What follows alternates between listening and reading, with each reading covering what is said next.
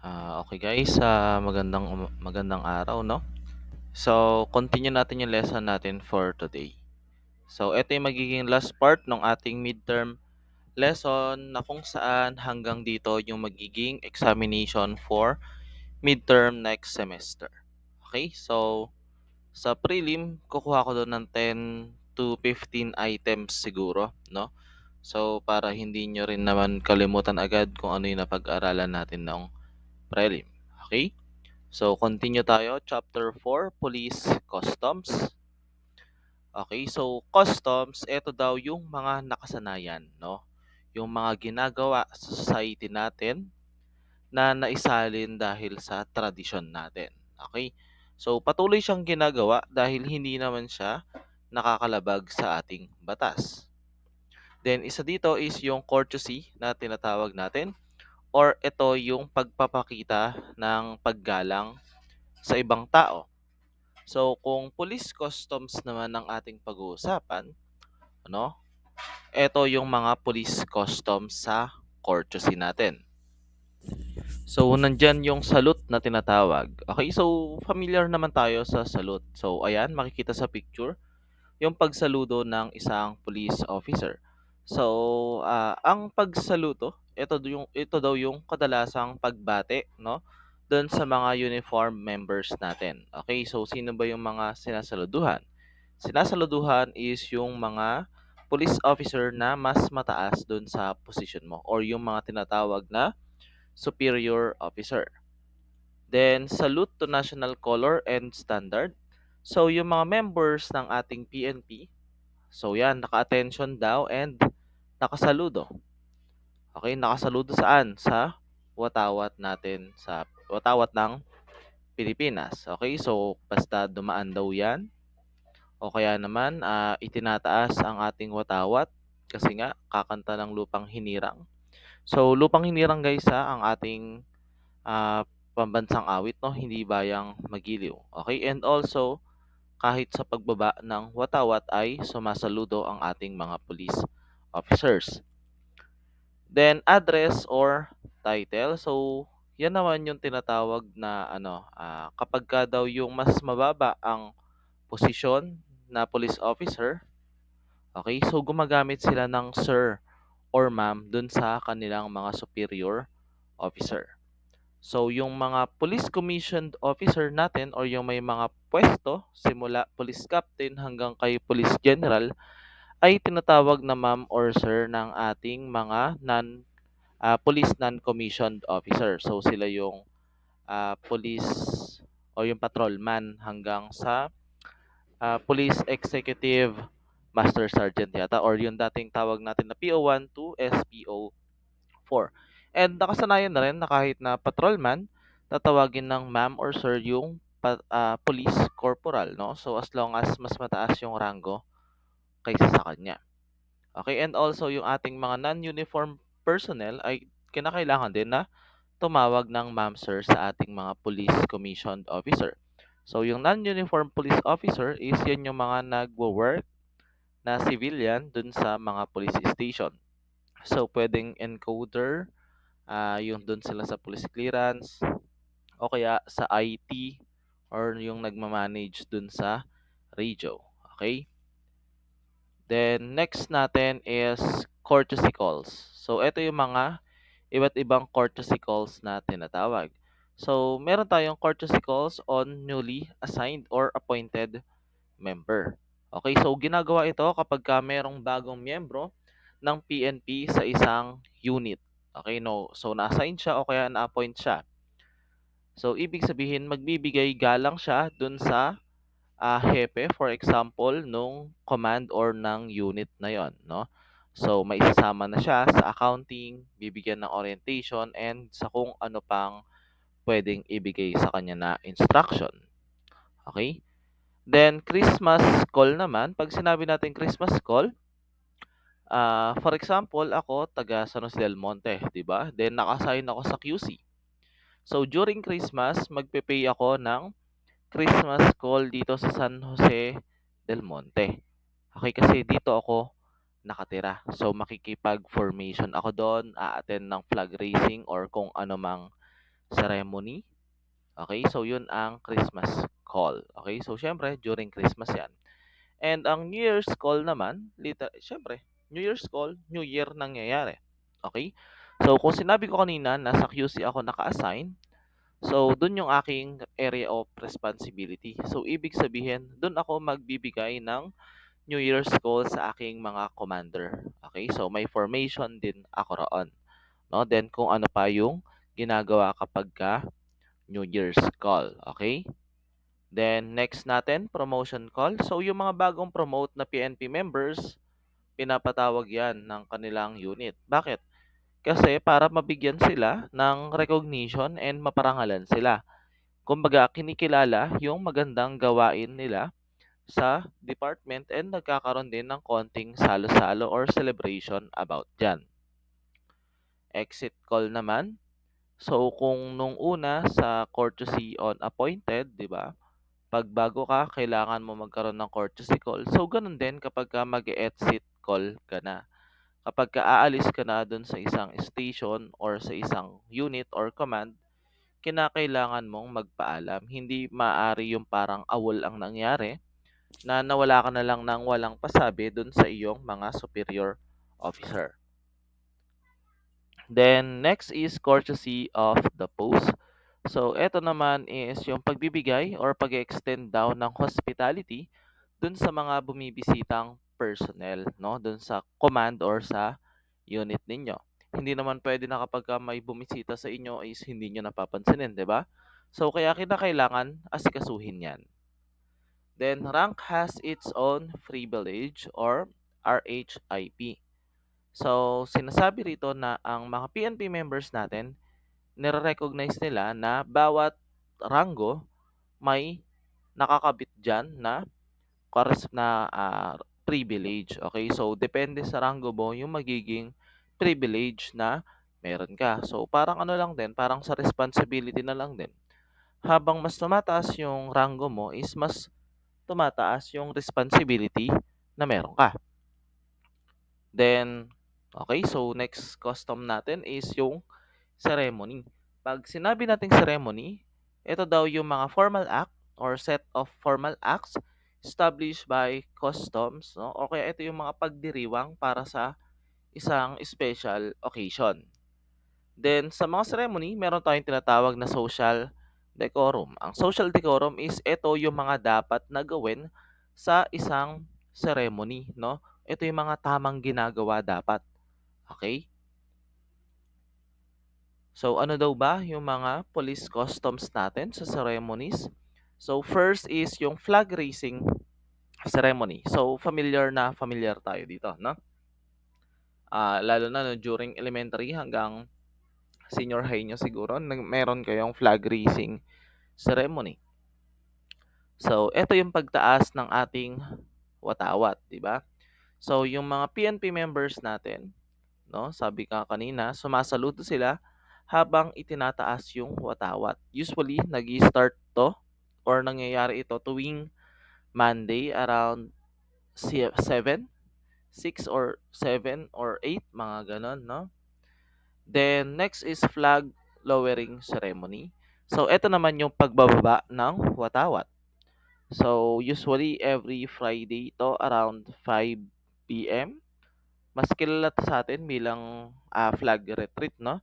Yung ibinababa yung watawat ng Pilipinas. Then, meron din tayong tinatawag na half mass.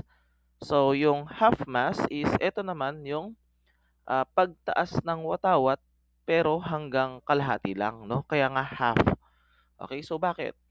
Kasi ito daw yung pagbibigay pugay or pakikiramay para dun sa mga uniform members na yumao na or sa makabilang buhay. O kaya pwede rin naman yung mga ating mga high-ranking officials once na may mamatay, no? Kumbaga, pakikiramay yung sinasabi dyan.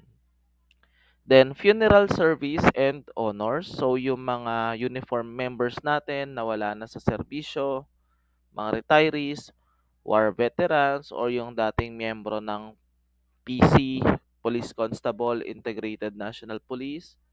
Okay, so binibigyan sila ng necrological service and graveside honor bilang pagpapaalam sa kanila bilang farewell, no? So, 'di ba yung iba pa nga binibigyan pa nung 21 gun salute, no? So, yon ang funeral service and honors. Then, ceremony tendered to retirees. So, eto naman yung mga ceremony na binibigay sa ating mga retiradong opisyal. Okay? So, pagbibigay pugay sa kanila sa tagal ng kanilang naging serbisyo. Yung pagiging faithful nila at pagiging marangal nila bilang isang police officer. So, nagkakaroon ng mga testimonial activity para sa kanila. Then, meron din namang honor ceremony. So, itong honor ceremony, ginagawa ito sa arrival and departure ng mga visiting dignitaries, no? Yung mga bumibisita. For example, mga VIPs, PNP officers with the grade or rank of Chief Superintendent and above, and AFP officers na equivalent ng Chief Superintendent or Police Brigadier General yata. Police Colonel, parang ganon, no? So, eto guys, familiar kayo rito. Bakit? Kasi naranasan nyo ito during our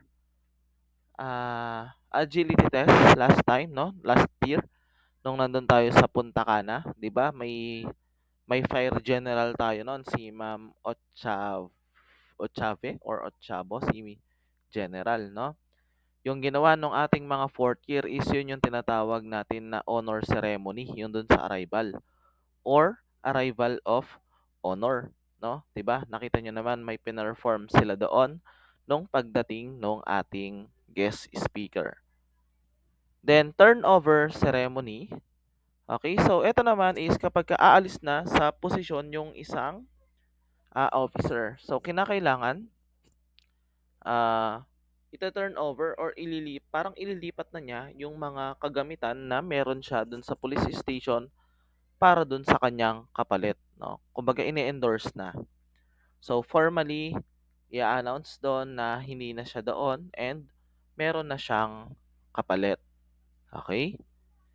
Then wedding ceremony. So during marriage ng ating PNP members, no, na kung saan naka-uniform sila, then yung napapansin niyo na, no, yung may mga swordsman habang naglalakad yung sa part ng kasal, yung mga abay, ninong, and hanggang yung dun sa ikakasal mismo. Okay, so pwede yon basta member ka ng PNP. And anniversary, so literal na anniversary, so ginaganap ito or nagbibigay ng nagkakantak ng celebration para ipagdiwang yung pagkabuhay or pagkasilang ng isang station, unit, or kaya kahit yung buong PNP natin nagkakaroon ng konting salo-salo. Then, proper attire naman, no? So, kinakailangan ang ating mga police officer ay may proper attire. Ibig sabihin, dapat tama yung suot nila based dun sa ceremony na meron. Kung formal ang ceremony, so meron din naman silang pang formal na uniform. And kung pang bakbakan yung gagawin or kung ano man, 'di ba? Basta dapat naayon yung suot sa event na meron. Table manners. Okay? So kinakailangan ma-observe daw sa PNP member yung tinatawag na table etiquette. So ibig sabihin ito yung tamang kilos kapag ikaw ay nasa fine dining or nasa hapagkainan. Hindi naman pwede na fine dining yung pinuntahan mo, no? May mga kobyertos pa. Tapos ikaw ay magkakamay doon dahil hindi ka marunong. So, ibig sabihin, dapat ngayon pa lang nagpa-practice na kayo gumamit ng kutsara at tinidor. Then, meron pa diba yung may mga kutsilyo. Ganyan, no? Tapos yung paggamit ng table napkin, nung mga glass. Okay? So, lahat ng tamang asal pagdating sa hapagkainan ay dapat alam nyo na. And meron tayong tinatawag na social graces. So, ito naman daw yung tamang asal ng police officer sa mga ceremony, no? Or during social functions. Kinakailangan marunong kang makipagsalamuha, hindi yung nasa isang sulok ka lang naghihintay ng kung ano, no? Kumbaga lahat nag-uusap, nagkakasiyahan, tapos ikaw nasa isang sulok lang, nahihiya-hiya. Ganun ba? Dapat hindi ganon, no? So kaya nga, 'di ba, sinasabi ko sa inyo, dapat hindi hindi uso ang hiya sa criminology. Then uniform or appearance. So sinasabi ko sa inyo nung nakaraan na mainit sa paningin ng tao ang ating mga kapulisan. Kaya dapat pagsuot pa lang ng uniform ay maayos na. Laging nakaplantsa, kumpleto lahat, okay? So hindi lousy tignan. So sa wearing of prescribed uniform, ito yung kailangan observe, no, pagdating sa uniform. So dapat pati yung haircut maayos, no, clean cut na lang naman yung ating mga kapulisan. So dahil yung mga kapulisan nga natin marunong sumunod sa proper haircut nila, so dapat kayo rin marunong, no? So sa girls, itali ng mabuti ang buhok, walang baby bangs na nakikita daw, naka-hairnet, 'di ba? Then sa boys, 0/5. So humaba na 'yung taas, 'di ba? 0 'yan sa gilid hanggang dun sa may basta 'yung tinuturo ko sa inyo nung nakaraan, no? Hindi pwede 'yung basket or 'yung fade, no? So 0/5. Then sinasabi din dito na meron din daw manner of walking ang isang police officer. So kinakailangan ng member ng PNP ay proud daw, no? Proud na naglalakad, no? Mataas yung dignity. Ibig sabihin, hindi nahihiya. Kasi, hindi yan mahihiya kung wala naman talaga kayong ginagawa na masama. Di ba? So, yon. Then, other police customs. Sa other police customs naman, ito yung una, visiting the sick. Or ito yung pagbisita sa mga miyembro ng PNP na kung saan na-injured during performance of their duty, no? Bibisitahin sa hospital, kakamustahin, then bibigyan ng kung anong pwedeng makatulong sa kanila, 'di ba? So yung mga opisyal ang bumibisita. And kung maalala nyo, nung panahon ni President Duterte, no? So si President Duterte mismo yung bumibisita dun sa ating mga kasundaluhan or kapulisan na napapahamak habang sila ay nagtatrabaho. Then, meron naman yung tinatawag na survivor assistance of here of deceased members. So, for example, may isang PNP officer na namatay. So, yung family niya, kinakailangan merong isang miyembro ng PNP na aalalay sa mga yon, no? So, normally is yung kabady niya. So, yun yung titingin sa pamilya niya kung maayos. Then, bibigyan ng kung anong assistance.